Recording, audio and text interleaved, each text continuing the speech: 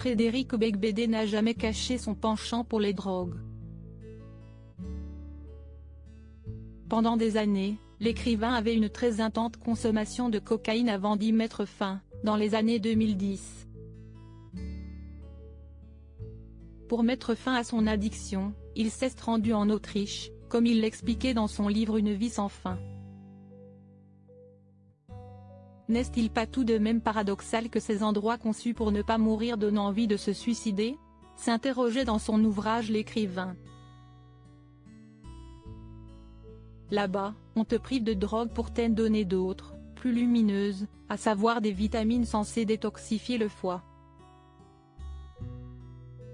Avant cette prise de décision, les proches de Frédéric Beigbeder ont tenté de l'aider à arrêter.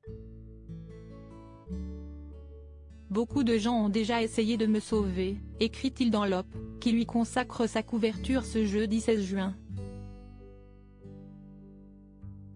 Mes enfants, mon épouse et sa patience infinie, mais aussi notre déménagement sur la côte atlantique, et un policier intelligent en 2008, des juges sévères, des médecins addictologues. A listé Frédéric Beigbeder, qui s'est souvenu des longues soirées passées à prendre de la cocaïne avec ses amis. Dans les colonnes de l'Op, l'écrivain résume: on ne comprend rien à la coke si l'on ne dit pas que si est la drogue des timides. Tombé dans l'addiction, l'auteur de 99 francs avait des journées bien rodées. Il m'a semblé que nous pratiquions ce rituel aux toilettes par habitude plutôt qu'enthousiasme. Nous descendions sans raison nous pencher sur les rails, pour nous faire du mal sans plus ressentir de bien. La seule chose qui nous excitait encore était de braver l'interdiction, raconte-t-il par sa plume. Frédéric Beigbeder, il existe de meilleurs procédés pour lutter contre les nuits. La banalisation de ce stupéfiant permet d'en désintoxiquer les snobs dans mon genre, ajoute Frédéric Beigbeder.